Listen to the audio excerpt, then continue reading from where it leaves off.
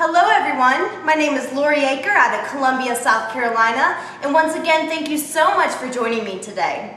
Well ladies, our long journey is coming to an end. Over the past couple of weeks we were able to try some delicious appetizers, some fantastic entrees, and today we're going to top it all off with a one-of-a-kind dessert. Now I don't know about you, but I like sweets, and more sweets. And desserts happen to be my specialty. Today, we're gonna make a delicious Philadelphia cream cheese and lemon tart. So without further ado, the chocolate's melting, the oven's on, let's go ahead and get started. Now the first thing you wanna do, we wanna create our phyllo dough cups. Now phyllo dough can dry out very quickly, so you wanna make sure if it's on your countertop for a long period of time to put a wet paper towel over it.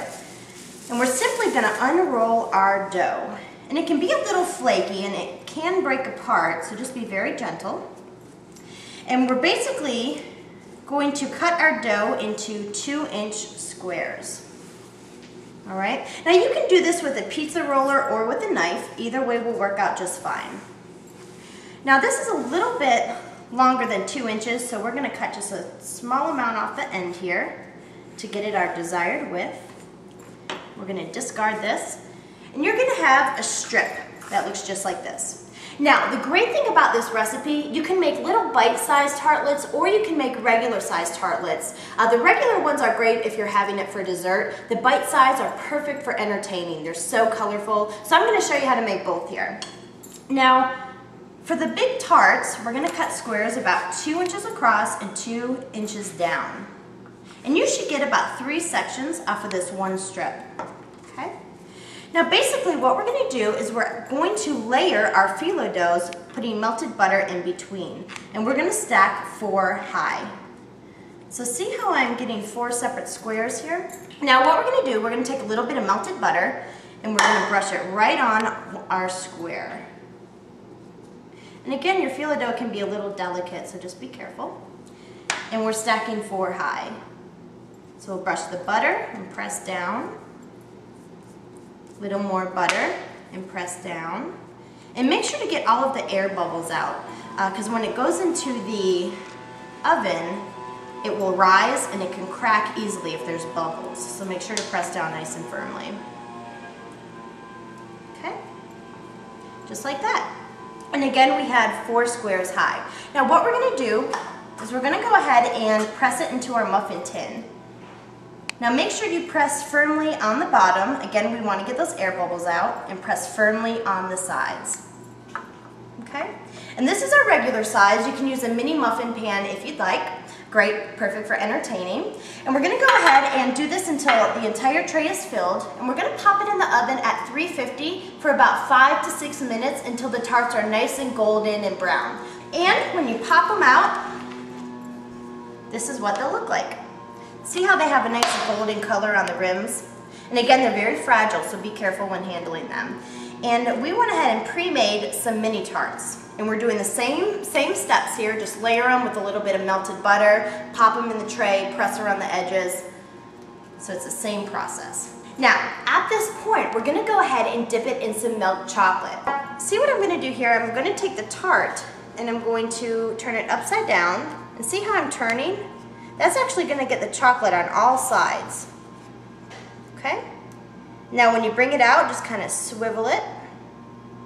Now you notice how I didn't take the chocolate all the way to the bottom of the tart. It's only on the top of the rim. Because once your filling and your apricot glaze gets in there, it's going to be gorgeous. So simply stamp the tart until the rim is covered, just like that. Now we're going to do the same thing with our mini tarts. Again, turn them upside down, twist. Just like that. Very, very simple. Now you're going to do this until all of the tarts are covered, and you're going to pop it in the fridge for about 5 to 10 minutes until the chocolate is nice and firm. So we'll go ahead and take these to the fridge.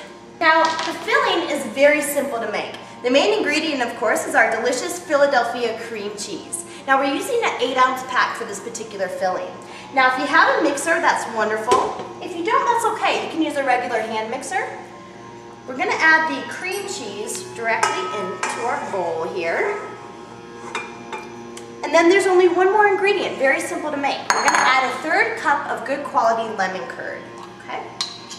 We're going to add the lemon curd directly into our Philadelphia cream cheese. All right. Now lemon curd is very potent. A little bit goes a long way. Again, we're going to use just 1/3 of a cup. Then we're simply going to mix this on high speed until well combined. Now while that's mixing, we're going to go ahead and pull out our cooled off tarts. Now this is what they will look like when they're nice and cold. Isn't that gorgeous? Now once our filling is done, we're actually going to spoon the mixture into our tart shells. Now this batch will make approximately 12 large tarts and about 24 mini tarts. So it makes a good bit. Okay. So we're simply going to spoon the mixture directly into our tart shell. Now, you don't want your mixture to go above the chocolate. You want it right below, just like that. Okay. We'll do one more little scoop in there. Again, we're being very careful not to get any on the rims. All right. And there you go. Now our next step, we're going to add on our fresh berries. Now for this particular recipe, we're using blackberries, blueberries, raspberries, and also kiwi. Now if you want to use mango, you can use mango. If you want to use mandarin oranges, you can do that. Whatever you use, just think color. You want it to be nice and bright. Now, there's a little trick here. The trick is to cover all of the white without putting the same color next to one another. It's almost like a puzzle. So we have our blackberries, have our raspberries, and I try to use at least 2 of everything. We have our kiwi here. And then the blueberries actually act as a little filler. See how there's little white spots there? Again, we want to make sure that that white is covered, so these blueberries will fit in there perfectly. Look at that. Now you want to think overstuffed. You want it to be too much versus too little. The more fruit in there, prettier it's going to look. And this recipe is very simple to make. We're talking 20 minutes or less from start to finish. Okay, look at that.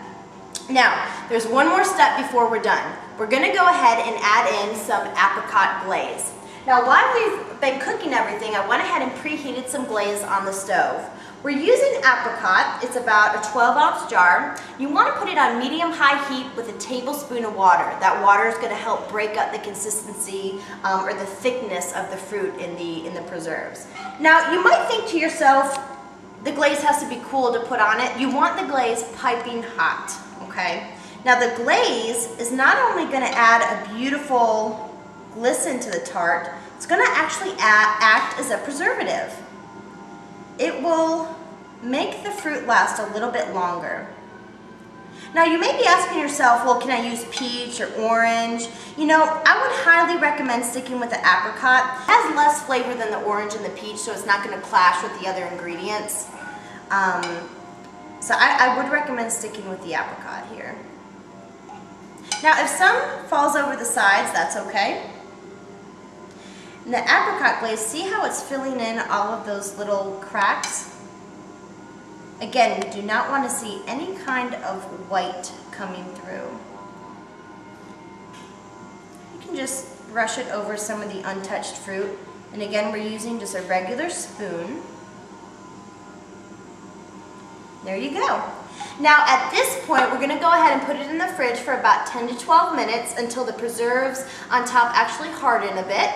And when they're done, they look just like that. Look at that, absolutely amazing. We have our larger tarts for our desserts. We have our smaller bite-sized tarts for entertaining. And I'll tell you, they look very, very rich, but they're actually pretty light and pretty crispy. They're a great combination of flavors. With that lemon curd and the Philadelphia cream cheese, you can't go wrong. Again, my name is Lori Aker out of Columbia, South Carolina. Thank you so much for taking the time to watch my video. And this is our Philadelphia cream cheese and lemon tarts. I'll see you guys in Savannah. Bye.